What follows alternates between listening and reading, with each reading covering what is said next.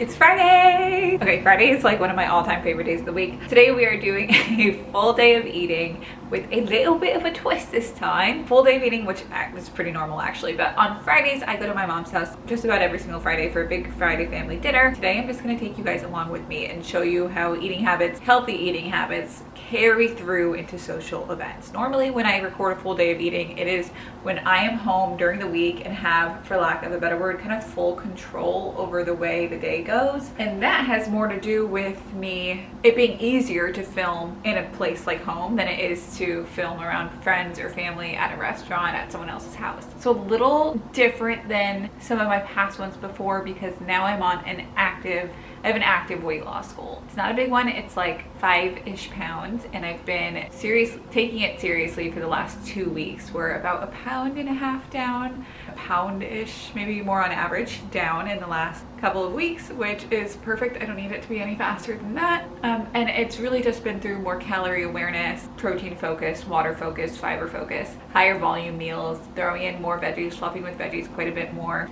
On things like salads, I'm going for lower calorie sauces, things that, using more hot sauce or low sugar barbecue sauces, just adding more flavor through things like that so it doesn't take away from my meals, it only adds to that. The majority of my healthy habits really haven't changed. I talked about this yesterday on a call for the Practical Path on our weekly live coaching call, and we talked about how you know when you're at your biologically healthy weight.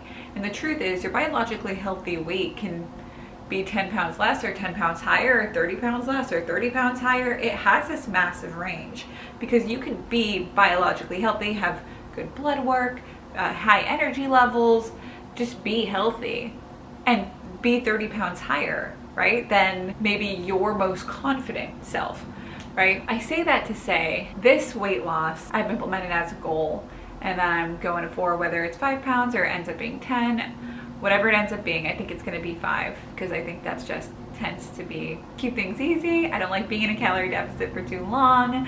It's just nice. I just want to feel confident. I don't need to feel like super skinny. And that's just a personal preference. I typically choose confidence, a healthy relationship with food, and being in an active weight loss state a shorter period of time over being kind of the thinnest version of myself. And honestly, I think that's personal preference. So yeah, you can be healthy at all these different stages, and that's why it really does become a choice. So far today, I have woken up, I had my water and coffee. That tends to be how I start most of my mornings. If not all of my mornings. Sometimes I work out before coffee, sometimes I work out after coffee. Today it was after. What I'm not doing during this period of time, really, is I'm not hyper-focusing on the little things. So a lot of times you'll hear one group of people say, you can't have your coffee before breakfast, you can't work out before you eat breakfast because of your hormones, because of your stress, all that stuff.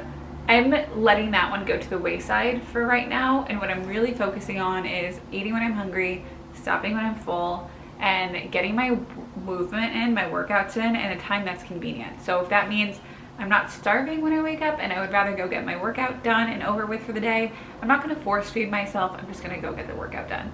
If I really want my coffee, what I was doing for a while is I was trying to drink my coffee after breakfast, and what that meant was I was eating breakfast before I felt physically ready for breakfast, just because I wanted to drink my coffee and move on with my day. So I'm taking a more lenient approach on things like that. I'm just being more calorie aware, having higher volumes of food because I don't want to feel hungry, being very intentional about my protein, and that looks like having double servings of protein, a serving and a half of protein at my meals. And I'm just trying to minimize snacking, though I do keep in an after dinner snack, I think every day of the week. So I'm not cutting anything out. We're just adding volume to everything. This morning for breakfast, I did my normal water, normal coffee, normal workout. I did throw in a run, and I have been throwing in runs a little bit more during the week. So it's like 2 runs a week, and it's not very long, about 20 minutes. That has felt really good for just like me feeling empowered and me feeling like I can and like my body is capable. Then we went straight to breakfast. Breakfast was a Greek yogurt bowl. I have been trying to reduce my dairy quite a bit. I used to have it at every single meal. This morning I was really craving a Greek yogurt bowl. I have been craving a Greek yogurt bowl for so long, so I just had it. Full cup plus a half a cup,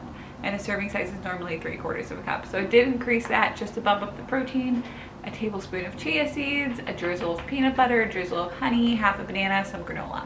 I prioritized protein, threw in quite a bit of fiber, had some color from my banana, and then of course some crunchy carb satisfaction from that granola and sweetness from the honey. Definitely prioritizing that fullness factor. Like, I'm not afraid to add an extra half serving of yogurt to my bowl, nor am I afraid to add an extra egg to my egg breakfasts, nor am I afraid to add extra egg whites to something. Like, I'm not afraid to add anything. It's gonna make me full and help me move on. I am going to add it, and I am going to move the heck and bob on. I'm gonna go bake a cake actually. And I'm not gonna wait to bake a cake until I've hit my weight loss goal. I'm not gonna wait to have dessert until I've hit my weight loss goal. These are all things that I'm going to do throughout it, because that's your lifestyle. Whatever you do to lose the weight, you have to do to keep it off. So if it can't fit while you're losing, it can't fit to maintain. So I need it to fit now and later. So I'm not gonna wait. I'm just gonna do it now. I'm gonna do the trial and error now. I'm gonna find a way to make it work now so that later it can stay there. Just finished making the orange cake and I filmed that for Instagram. We're gonna go to my mom's house in a few minutes. It's almost 1 o'clock. We probably won't eat till like 4:30. So I'm not starving for lunch, but I am getting hungry. So I'm gonna make a shake really quick. I could just like hold off and not eat lunch, but I think it's better. I know it's better for me to eat something, because by the time that we do eat, it'll be another 3 hours. This is what I call practical hunger. Like, if I was gonna be home, I could probably wait another hour, but I'm not gonna be home, so I'm making it now. Cup of ice. I just started putting ice in my smoothies recently. I never used to, because I would have like frozen fruit berries and I felt like I didn't need it, but it actually adds so much fluff. So a little bit of pineapple that we have frozen and a little bit of frozen strawberries. Probably like a cup altogether of frozen fruit. I have frozen ginger. I don't always put this in, but I think it's a good little add. About a cup of almond milk. I'm trying to go fast. A little bit of egg whites. Some chia seeds for fiber. 1 tablespoon is good. Go ahead and throw in the other half of this banana. So whenever I'm like actively pursuing weight loss, I think the easiest thing for me to do is to prioritize carbs. And if I'm gonna drop anything or go easy on anything, it's probably best to go easy on the healthy fats. Carbs are definitely gonna make me feel more satisfied and less of an urge to eat more or to overeat. That doesn't mean I don't also put healthy fats in it. There's chia seeds in there, that's my healthy fats in this one, but I'm gonna prioritize like that half the banana, you know, the banana and the fruit over maybe some peanut butter this time. Have some spirulina, gonna throw that in. A little bit, I've had this for years. There's a good chance it's expired. I have no clue. I don't know if it expires. I don't really wanna find out because I'm sure I spent a lot on it. I use the salted caramel bone broth protein from Ancient Nutrition because it's not whey, and I really don't like vegan protein powders, or I haven't found a vegan protein powder that I like. I do love the Ancient Nutrition, Legion whey protein. I want to try their vegan one because I can imagine it'd be really, really good, but I haven't got around to it yet. Just tired of spending money on protein powders. Super thick. I have to eat it with a spoon right now. Probably could water it down a little bit. It's kind of icy, but whatever. Does the job. So cold. Holy moly. This is the orange cake, by the way, that I made. I've made this for YouTube before. There's a whole like video on it and the recipe's there, but I'll link the recipe again here because it's my favorite cake and it's a big one, so I do like to share it. I think I only share it. I don't think we've ever made it just for us, but we've always had like leftover pieces in the house. It's just the best cake. I love it. I mean, it's so simple. I'm a fan. I didn't bring my camera with me to dinner at my mom's, so I'm just gonna put the voiceover over the video that I did on my phone. So plenty of salads. This is something that's pretty common in my house. It's also really normal, I think, in Middle Eastern food to have that cucumber tomato salad on the side. My mom made kifta, which is basically meat and potatoes baked. It's delicious. And then she always makes rice, and that was dinner. Believe it or not, today is the next day. I filmed this on Friday, today's Saturday, and I'm just wearing the same outfit I wore yesterday. But I ended up sharing the smoothie because I genuinely went through about a quarter of it, and I was like, I'm not even hungry for this.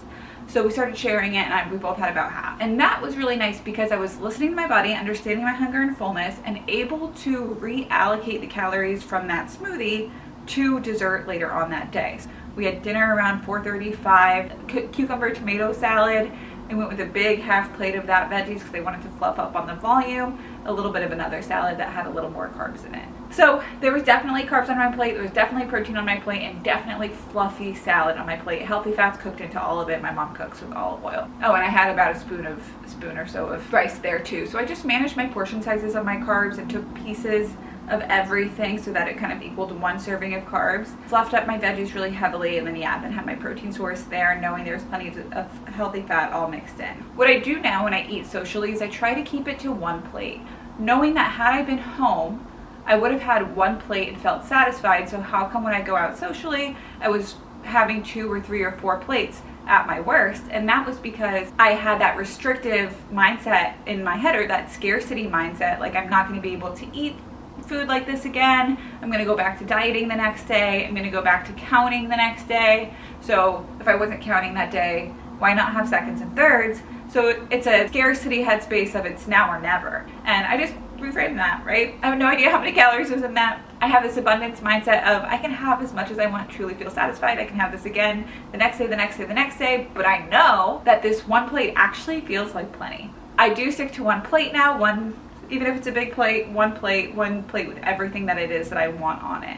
And then I'm just settle, find something to do with my hands, make sure I drink some water after, just so I settle my stomach. We all went for a walk after dinner, which was really nice. There's a lot of us, so it was nice to go for a walk and just get yourself out of the kitchen for a little bit and break up the mundane. Environment plays a factor. So if you can just remove yourself from that environment, change your environment for a second, then the food's not on your mind. It's not like you're not having that battle. You're refocusing your attention somewhere else. Dessert, I just plated it. And here's the thing, is I didn't plate a baby piece.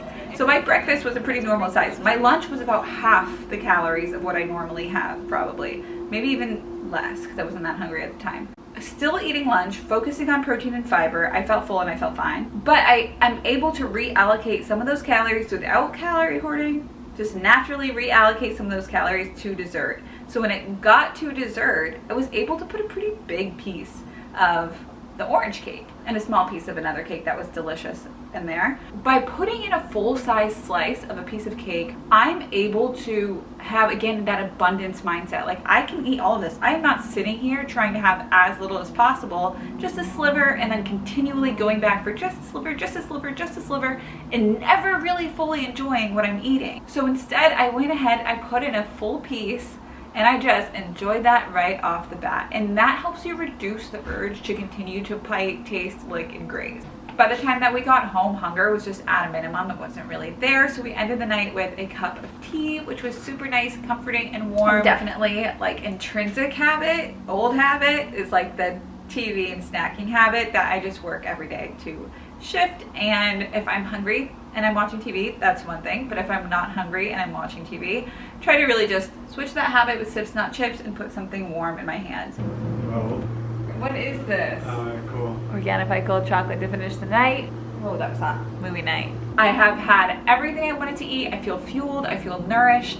And I know that tea to cap this off is really what's going to feel like it's giving back to me versus a snack or popcorn or anything like that. And it did. I woke up today with a new low on the scale, which felt very rewarding, but also, again, knowing that I did that with eating at my mom's, Palestinian dinner, eating dessert, and baking, it felt very full, and it felt really positive. So if you have any questions about a full day of eating for weight loss in the most practical way, let me know. Leave them in the comments below. If you want to join me and the members in the Practical Path, there's a link in the description box below. It is only $34.99 a month, which is absolutely insane and amazing. We have live calls every single week where we can really dive into your food log, what's going on, the 18 modules that dive into how to build healthy habits, how to heal your relationship with food, how to be normal around food, the science of nutrition, biology of your body, all the different healthy habits that play a role, and how to make it super, super easy to build these habits. That's all in the Practical Path,